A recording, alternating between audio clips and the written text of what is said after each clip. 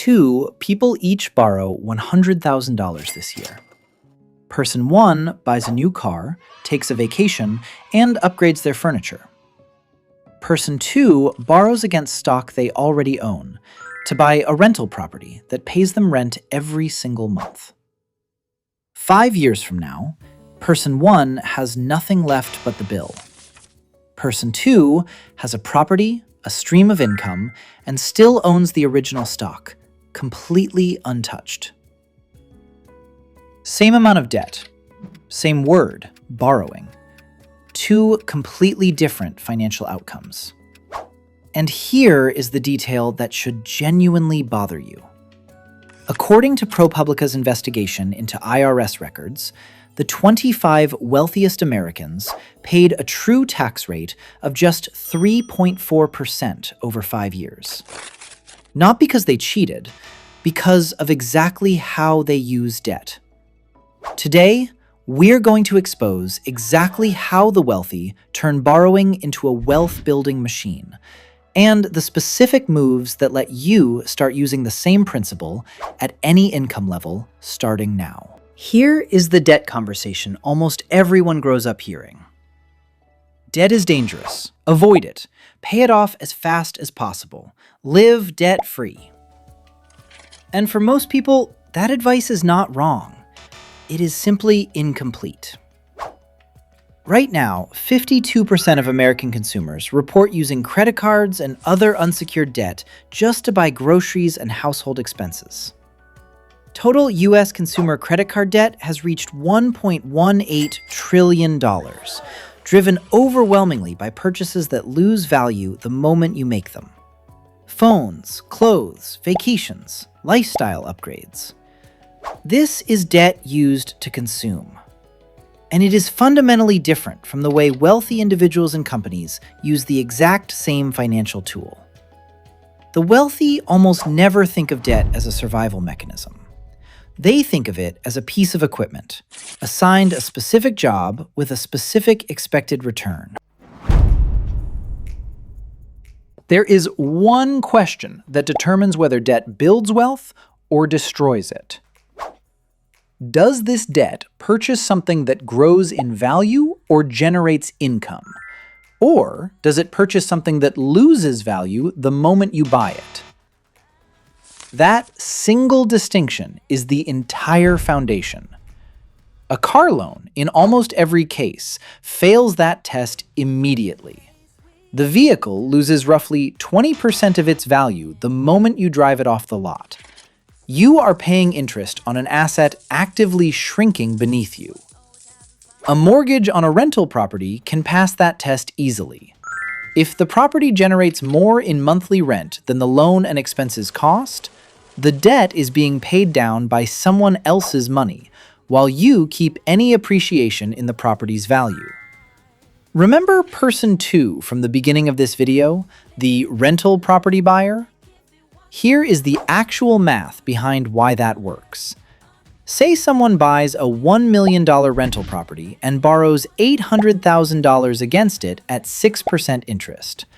If that property generates $100,000 in annual rent, the investor still nets $52,000 in positive cash flow every year after covering the loan. And it gets better.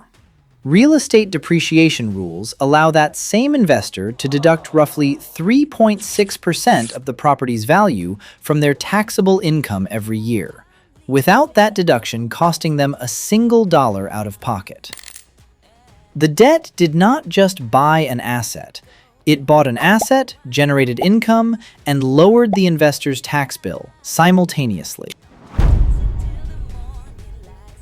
Wealth advisors have a specific name for the strategy behind that 3.4% tax rate. It is called buy, borrow, die. Here is exactly how each step works. Buy. Purchase appreciating assets. Stocks, real estate, ownership stakes in businesses. And then simply do not sell them, no matter how much they grow in value. Borrow. When cash is needed for any purpose, instead of selling those appreciated assets and triggering capital gains tax, Borrow against them instead. Banks routinely lend against stock portfolios and real estate holdings at rates far below what those assets are expected to earn over time. This is precisely what Elon Musk does. He regularly borrows against his massive Tesla shareholding to fund other ventures. Rather than selling shares, paying capital gains tax, and reducing his ownership stake in the company permanently. Die. And this is the step that completes the entire strategy. When the asset owner eventually passes away, their heirs inherit the asset at its current market value, not its original purchase price. This is called a stepped-up basis. That stepped-up basis means decades of investment growth. Appreciation that would have triggered enormous capital gains tax if sold during the owner's lifetime simply disappears for tax purposes. The heirs can sell the inherited asset and pay tax on none of that growth.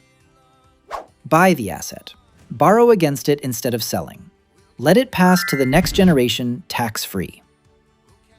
That sequence, not any illegal loophole, is how some of the wealthiest families in America have paid such remarkably low effective tax rates for generations. You do not need millions of dollars to apply the underlying principle here. You need the right mindset about what debt is actually for. Move 1. Before taking on any debt, ask one question. Will this purchase generate income or appreciate in value, or will it simply lose value the moment I buy it? If the honest answer is the second one, that does not mean never borrow for it. It means recognize clearly that you are choosing convenience over wealth building and budget for it accordingly, rather than telling yourself a story about it being an investment. Move 2. If you own a home, understand that a mortgage is fundamentally different from consumer debt, but only if you are not also draining its equity for non-appreciating purchases. A mortgage builds equity over time in an asset that has historically appreciated.